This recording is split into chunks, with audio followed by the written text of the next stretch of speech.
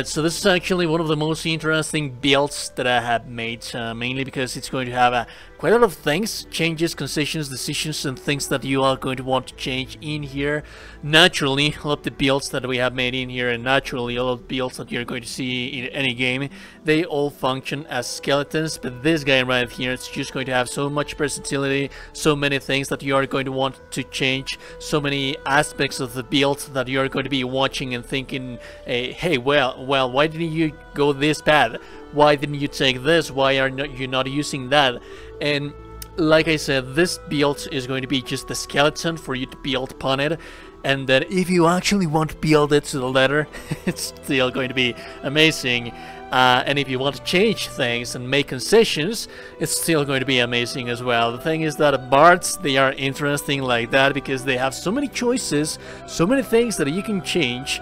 And the thing that I like about this build is that it doesn't matter that really the route that you take, you're still going to be quite powerful from the beginning of the game, from when you start the game, and it's just going to progress into something that you are going to be enjoying because it's going to play different as you progress and as you level up the builds. So it is not something that is going to feel the same thing all throughout the playthrough. The first concession that you are going to want to make is going to be on the class. This is of course going to be a multi-class build. And the first concession choice that you are going to want to make is either going to begin with Warlock and either going to begin with Varth. The thing is that Warlock is going to give you access sooner to being broken, being OP on the early stages of the game, because at level 4 you're already going to have quite a lot of broken things that the enemy is not going to be able to do anything to you because of the darkness and because of level side and because of Eldritch incantations and whatnot. So there's that. On the other hand, if you want to go towards the Varth side of things, you are going to have access to medium armor sooner, and you're going to have a little bit more versatility when it comes to spells, and also there's going to be a little bit more versatility because it's going to be a mixture between spells and melee fighting. So if you want to go melee fighting, a little bit more focus on the early stages of the game, I advise for you to choose the Varth, and if you want to go guns blazing with the Eldritch incantations and what have you, then might as well take the Warlock right here. And as for the cantrips, this is just up to your personal preference. The cantrips of the Varth, we're not going to be using them that much, although I do advise for you to take like quite crowd control. That's actually quite nice. The spells, like always, of course with the Varth, it is just going to be crowd control, although I always advise for you to take the speak with animals, because I like to speak with animals, and for concentration things I do not advise for you to take many concentration things because they override into each other sometimes. So yeah, there's that something that you need to have in mind. The abilities course, we are actually going to be changing these bad boys right here. Trust me, I did not have them set up like this. I do not know why this happened. But we're going to lower this bad boy to increase this guy right here. We're going to lower the charisma right here to increase our constitution right there. And ideally this is what you want to have, because in the early stages of the game we want to have dexterity to increase our armor class, and then we also want to have charisma to increase the difficulty class for the spells that we are going to be casting, both as a Warlock and as a Bard as well. The thing is that the multi-classing that we're going to be doing in here is not going to leave us too much choice to be able to choose ability score improvements and the things that we're going to be taking as feats. So there is something that you need to have in mind. Although this that you see right here in front of you, this is the skeleton that you are going to be using as you level up. As soon as you enter the Act 3 of the game, you're going to respec because we are going to be using the Amulet of Constitution like always.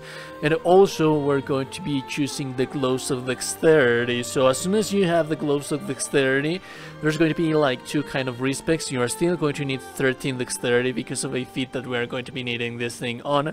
But at this point you should feel free to not have negatives right here and choose whichever saving throw you think it is more important to you, depending on the kind of enemies that you are going to be fighting on the early stages of the game. So this is something, again, like I said, dexterity is going to be 13 before I receive hate. It's going to be 13. It's going to leave us a one uneven number because 13 is the one requirement that we are going to have on our feat that we're going to need. But still, you're going to be using the Gloves of Dexterity, so this is going to be a kind of a not dump stat. So before you hate on me because of the both known numbers that I have right here, they have to be like this. Once you respec into the third act of the game, you are going to drop Constitution, because that way you are going to have access to the Amulet of Constitution, and then you can pop up the rest of your saving throws right here, depending on the ones that are more important to you. So this is what your character is going to be looking like at the end game. At level 2, you're only going to get spells, and the spells that you are going to be using, again, they are going to be determined on your capability of being more focused on crowd control, or what is it that you want to have.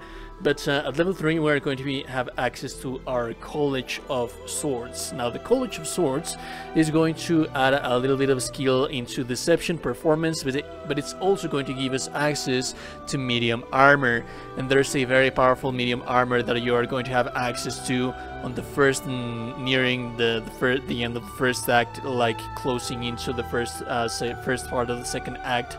It's also going to give you the defensive flourish, which is going to be an amazing part about this build, and the rest of the flourishes that they are going to be offensive kind of little things. So yeah, there's many things that you can have right here. Also, you can have like the flourishes that are ranged, so that is actually something nice as well. And like always with the spells that you are going to have right here, so going to be up to your personal preference. I always like to go with crowd control. You can also go high damaging spells like shatter on early levels, but there's nothing wrong with that. I just like to have a little bit more crowd control. Here you're going to take your specialization. Again, this is going to be a duelist. I forgot to mention, this is a subscriber request. Someone requested for me to make a duelist build, and this is what I was able to come up with. So there you go, sir. Enjoy. At level 4, this is where we're going to have access to our new feats, and this is where we're going to have access to, again, this is going to be a 1 more concession that you're going to be able to make in this build. If you want to, you can pop up Charisma all the way to 24 by using Shadow Heart Mirror, by using Lady Auntie Ethel questline, by using Asterian's Scythe. But I never mention those because those are very situational, and those are things that you have to be taking throughout the playthrough. So that is up to the player's choice to use them, whatnot. So I am providing you the skeleton of the build that doesn't have requirements that is going to lock you out of the builds, you know. So I want for this to function with everyone. By all means, you're going to have access to all of those things. If you can, then by all means you can just get them. But if not, the maximum amount of charisma that you are going to be reaching with this build is going to be 22, provided that you are using the helmet that you're going to get on the Act 3 of the game. That said, you can either get the 22 charisma, which is going to improve your critical and damage dices, but you're also going to have access to a little bit more of versatility with Defensive Duelist. This is going to be a reaction that is going to increase your armor class depending on the proficiency bonus that you have. So it is this for that. At the end of the day, this is a reaction, and it's going to be working on sometimes it's not going to trigger. You're going to have more than enough armor class as is. But I mean, if you do not want to rely on darkness and stuff like that, this is something that you can take. But at the end of the day, this is just going to be a concession that you're going to want to make. Do you want to increase the ability improvements, or do you want to have the Defensive Duelist? Those are two options that are going to be amazing. For this time around, I think that I'm going to go over the full charisma improvement. Level 5 of the Bard is going to give you access to one of my favorite spells, which is Fear. Again, a crowd control that is going to work on kind of a area effect, so I always like to take this one. This is also amazing, the Glyph of Warding. Amazing damage potential with this bad boy right here, so yeah, there's that. The only thing that we're leveling up towards this point, at this point right here on the Bard level 6, is because at level 6 we are going to have access to our subclass feature, which is going to be the extra attack. Then we have access to one more spell right here. You can take whichever spell that you think it is the most interesting one for you. Also, I advise for you to take Thunder Wave. I forgot to mention we're going to be using the Hunger of Hadar, and this is going to be amazing at crowd controlling things from Hunger of Hadar. So yeah, there is indeed that. Now at this point, on level 7 of our character, this is where we're going to be multi-classing into a Warlock. But do have in mind that there's different choices. You can start as a Warlock, you can start as a Bard. before you start saying in the comment section, this is better, that is better, nothing's better, it's just your personal preference, dude.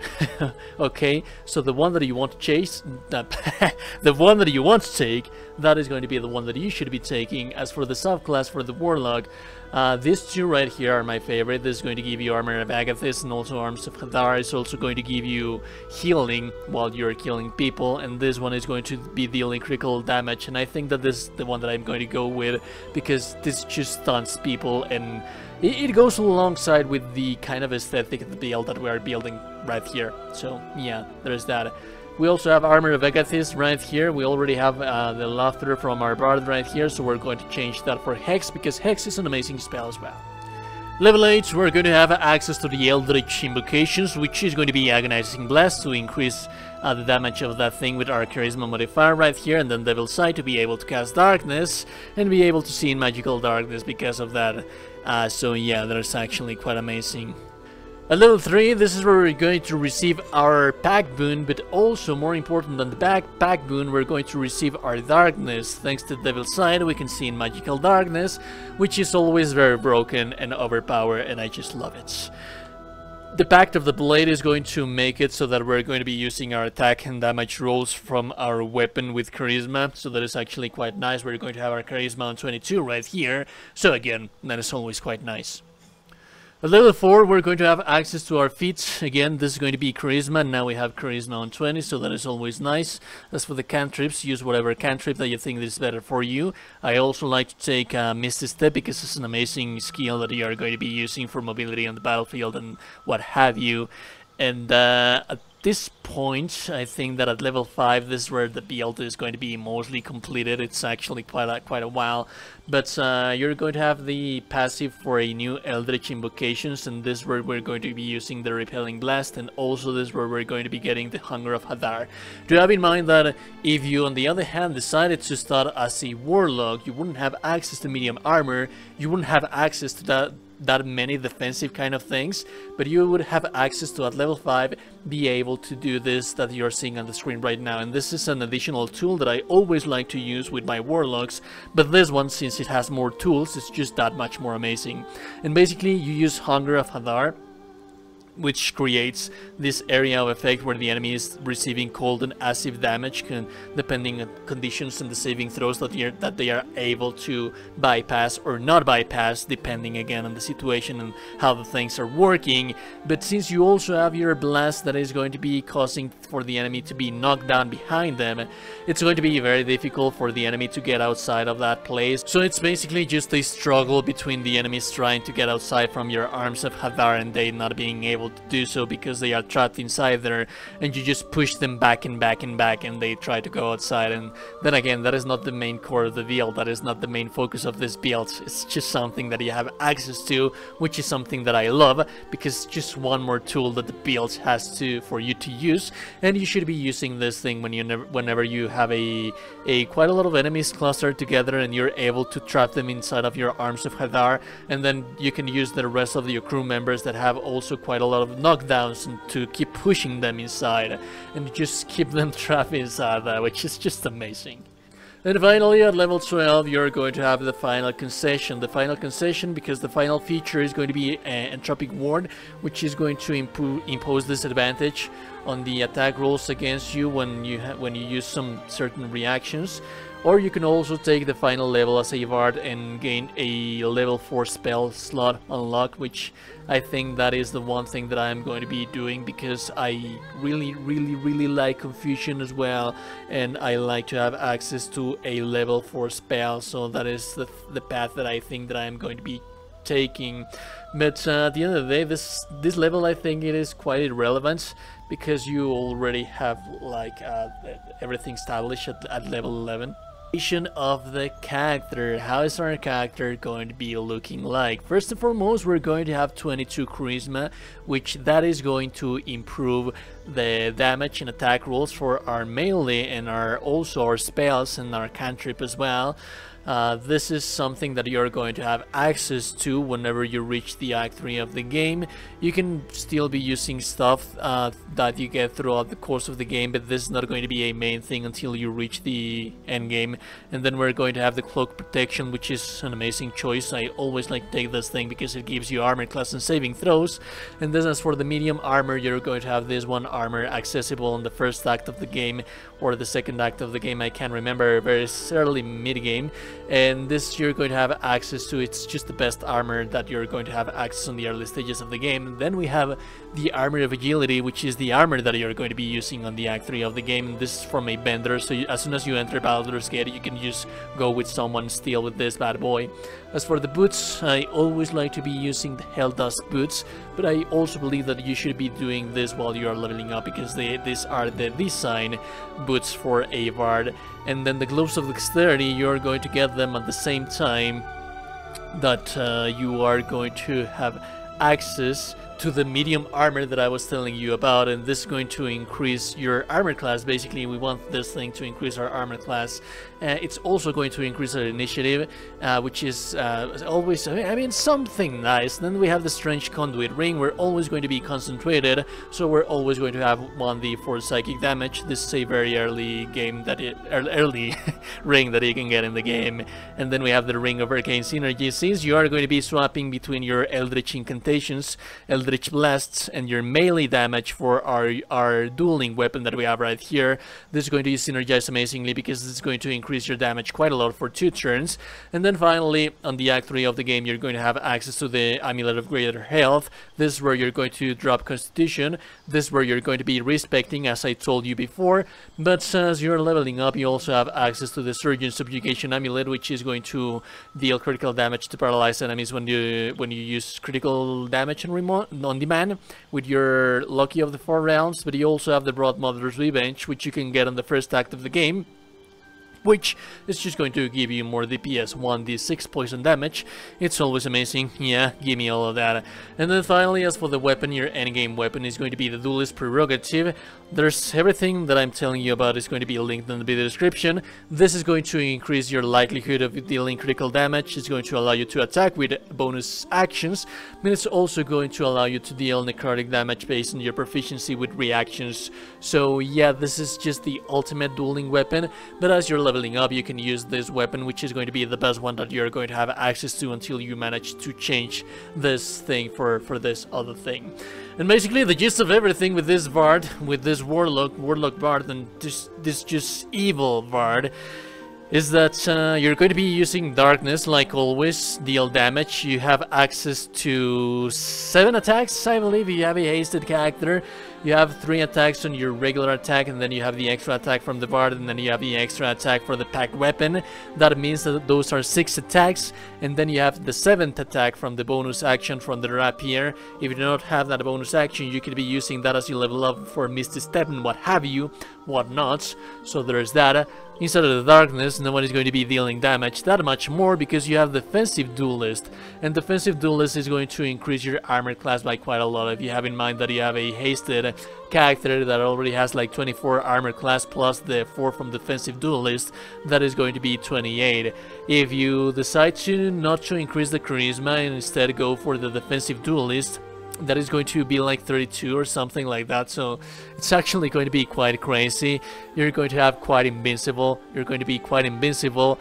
so you have melee damage, you have your Eldritch Blast to deal damage, you have your crowd control capabilities from the Bard, so if you do not want to be using Darkness, you can be using Fear, and since the enemy has disadvantage against you and you're using your Defensive Duelist, it's going to be very difficult for the enemy to land hits on you, so that is what you can be doing to solo the things that you want to. But it's also an amazing party player because the Bards are naturally going to be inspiring people by using the songs and what have you to increase the damage capabilities of the crew.